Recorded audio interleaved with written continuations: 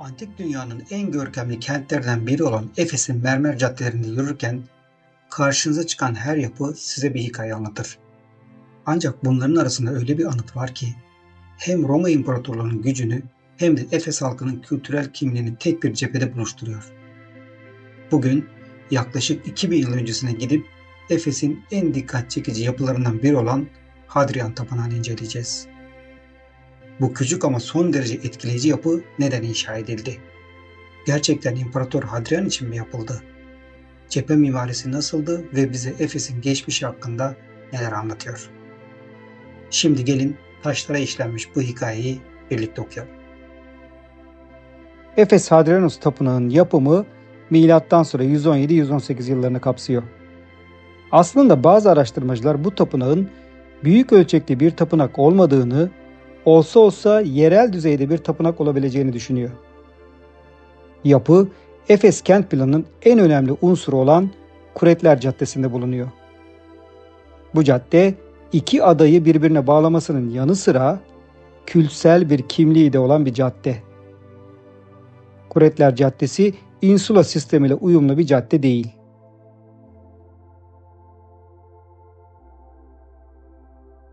Tapınağın açısal olarak yönüne baktığımızda güneye dönük yapıldığını görüyoruz.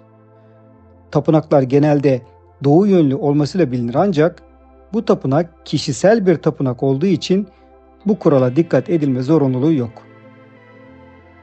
Tabi tapınağın kültsel, dinsel özelliği nedeniyle imparatora adanmış bir tapınağın bu caddeye bakması önemli. Yapının arşitrav bloğundaki yazıtında Vedius Antoninus Sabinus tarafından yaptırıldığı ve İmparator Hadrianus'a adandığını biliyoruz. Yani bu tapınak bütün Efes kentinin isteğiyle yapılmış bir tapınak değil. Tapınağın yazıtının olması bu tapınağın net olarak tarihlenmesinin yapılmasını da mümkün kılıyor. Tapınağın plan tipi Prostilos. Çünkü o dönem için Kuretler Caddesi'nde büyük boyutlu bir tapınak yapmaya uygun bir boş alan yok. O nedenle Prostilos plan tipi seçiliyor. Prostilos tapınak formunda ön cephenin vurgulu olması beklenir. Burada da ön cephede 4 sütun kullanılmış. Bu plan tipinde genelde köşelerdeki sütunlar anteformlu olur ancak burada köşelerdeki sütunlarda statik taşıyıcılığı sağlamak için dikdörtgen formlu payeler kullanılmış. Ortaya da dairesel formlu sütunlar yerleştirilmiş. Sütun başlığı olarak ise Roma'nın en fazla önem verdiği Korint düzeninde sütun başlıkları kullanılmış.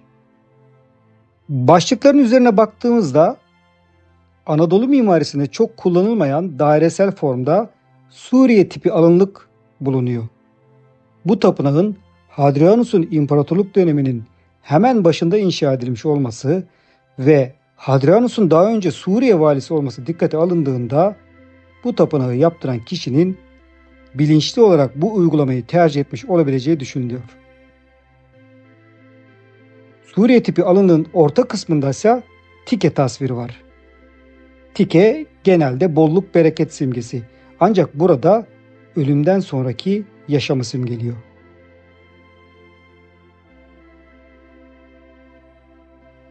Yapının üst örtüsünde 3 faskiyalı, faskiyaları astragal bezemesiyle ayrılan bir arşitravı ve kıvrık dal ranke bezemeli friz kuşağı yer alıyor. Friz kuşağındaki ranke bezemelerinin arasına baktığımızda kadın figürlerini görüyoruz. Yani figüratif bir anlatım da söz konusu. Helenistik dönemde friz kuşağı ve arşitrav ayrı ayrı bloklar şeklindeyken Roma İmparatorluk döneminde özellikle milattan sonra 2. yüzyılda yüksek bir mimariyle karşılaşıyoruz. Arşitrav ve friz kuşağı tek blok üzerinde yer alıyor. Arşitravlı friz kuşağının üzerinde ise konsollu geyson var. Sofit kısmına da baktığımızda defne yaprağı bezemesini net olarak görebiliyoruz.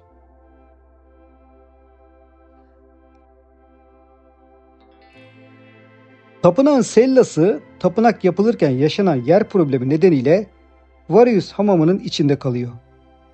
Hamamın içine entegre edilmiş durumda.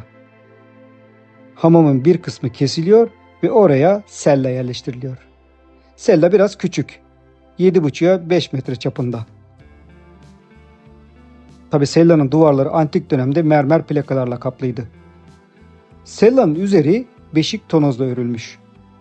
Sellanın üzerindeki yarı dairesel alanın içinde ise belden yukarısı çıplak olarak işlenmiş bir Medusa figürü var. Anadolu'da gördüğümüz Medusa figürleri de bize Hadrianus dönemini hatırlatıyor. Çünkü bu figür Hadrianus döneminde çok kullanılıyor. 200 sene boyunca amacına hizmet eden tapınak 4. yüzyıl içinde geç antik çağda deprem nedeniyle yıkıldı ve sonrasında büyük oranda orijinal parçalarıyla onarıldı. Bu onarım sırasında bir takım eklentiler yapıldığı yapının Pronaos'undaki figürlü kabartmalardan anlaşılıyor. Bu kabartmaların orijinalleri Efes Müzesi'nde.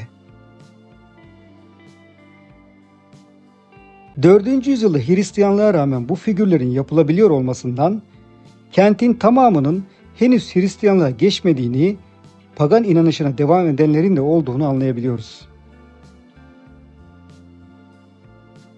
Yani Hadrian Tapınağı boyutlarıyla değil, taşıdığı anlamlarla öne çıkan bir yapı.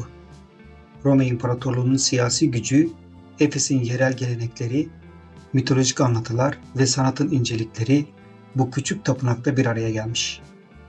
Günümüzde geriye yalnızca sütunlar ve kabartmalar kalsa da bu taşlar hala 2000 yıl öncesinin sesini bizlere ulaştırmaya devam ediyor.